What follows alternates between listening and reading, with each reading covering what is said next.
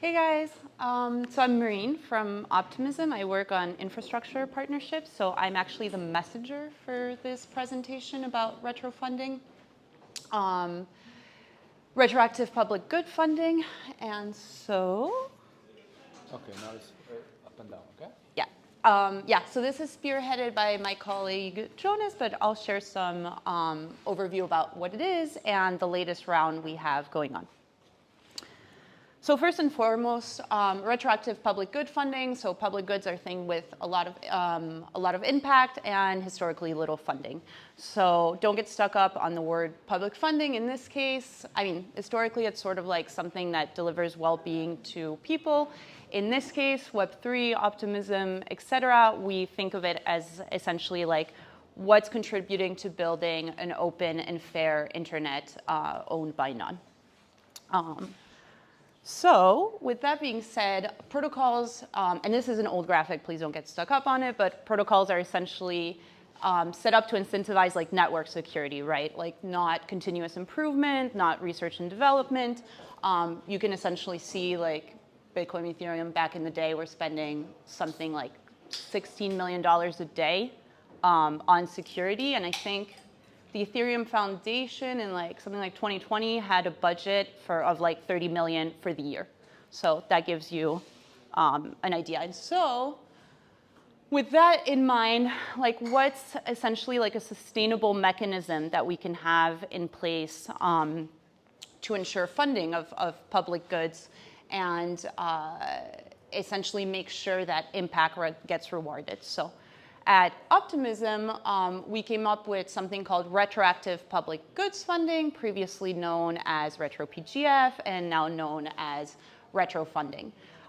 It's essentially a sustainable mechanism, and I'll go into the details right after about like what makes it sustainable, but essentially we want to ensure that individuals receive rewards for their contribution to the Optimism ecosystem, the Superchain, and the broader Web3 space as a whole. And so, and why retroactive? Because we think it's easier to essentially reward things that happened in the past than things that will happen in the future. But with that being said, maybe a small caveat that we also have standard grants that reward things that will happen in the future. But this is the broadest and like biggest pool of funds we have. And it's set up this way, and maybe a bit more on the, I think I can touch on it on this slide. A bit more about the process. Optimism, the governance is essentially set up as like a bicameral system. There's a token house, so all holders of OP, and the citizens house, delegates from across this space, and these are the individuals that are essentially like voting on how to distribute the funds and which project should receive them. And every round we're iterating on this and making sure to give them all the tools they need to be able to do that properly. Cool. Okay.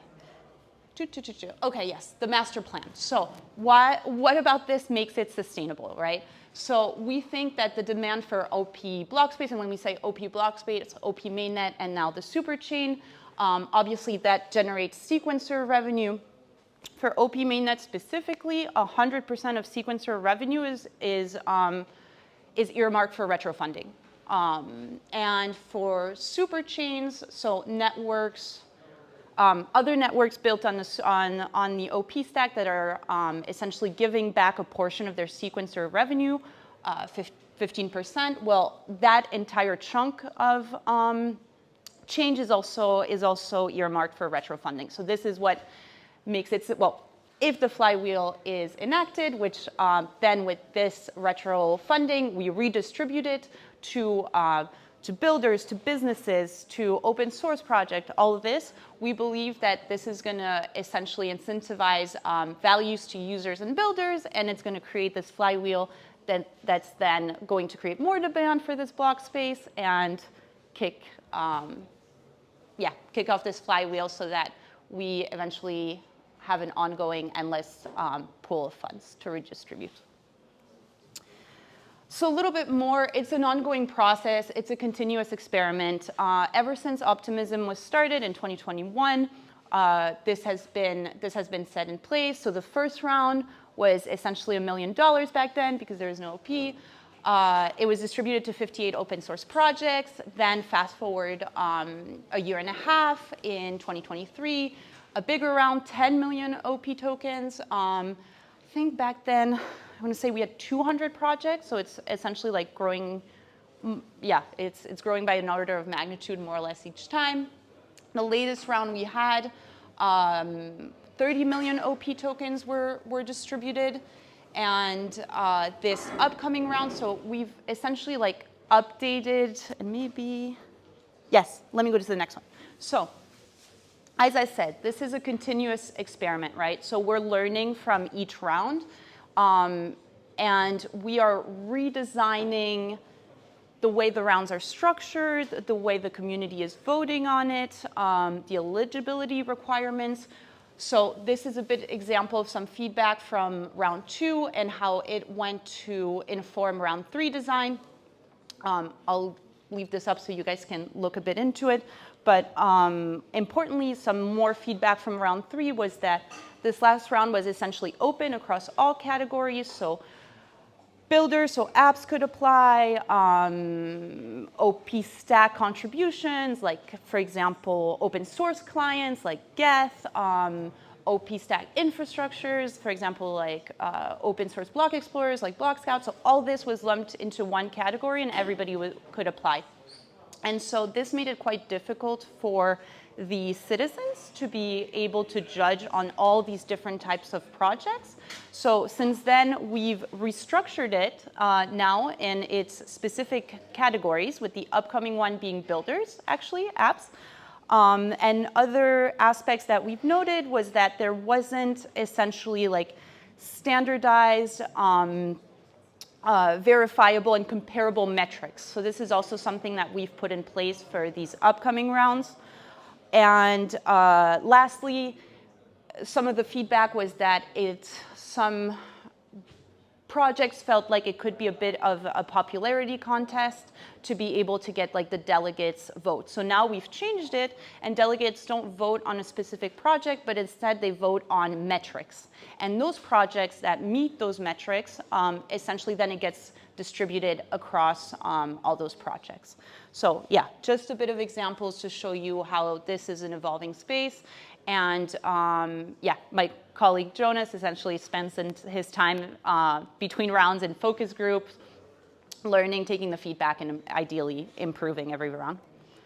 So with that being said, round 4 is currently ongoing. So you have until, so if you built, so okay, a fuel eligibility, which I'll go into right after, but essentially if you're an app builder and you've deployed on the Superchain, so OP mainnet, Base, Zora, Mode, Fractal, you're eligible. We're distributing,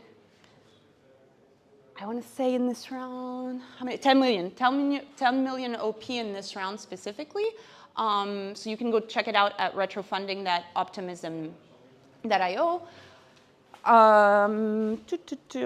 Yes, let me. I'll leave the eligibility up here, but essentially it's having deployed a contract, having usage, and essentially what criteria we're looking to reward is those projects that are generating demand for Optimism block space, that have generated interaction from repeated users, that have brought new users. So think of this, yeah, as any app deployed across the Superchain. And so if you're a new builder to the space and have not yet deployed a project or had not deployed it on one of these chains before then, we're going to be running, as mentioned earlier, these rounds continuously forever, ideally. So you can expect it to change a bit, as I said, as we're improving continuously. But for builders round, this is essentially what we're looking at. And then I think we'll share these slides after. So. And you can, if anybody has any question, you can check the site. Before, go check out retrofunding.optimism.io for all these details. Cool, and so what's coming up? So like I said, one of the feedback was that it's very difficult to have open rounds with no scope. So now we've broken it down. The upcoming ones are the OP stack. So this, think a bit of it as those contributions that are improving like the foundational elements of DOP infrastructure, so things that have delivered value in the past, for example, all the work done around like EIP 4844, span batches, fault proof, all that good stuff that would fall under that round. Then governance, I mean, at OP, we're spending a good bit of time and effort to build up a capture-resistant governance structure. So any tooling around this, any resources would fall under that round. And then what I'm particularly excited about on the infra side is developer tooling. So block explorers, RPC providers, oracles, data indexer, all that good stuff would fall under that category. And yeah, that's it. I don't know how many of you already knew RetroFunding prior, how many this is a new funding mechanism, but yeah, any questions, any feedback, I will be available in the back in the networking area. Oh, thank you so much.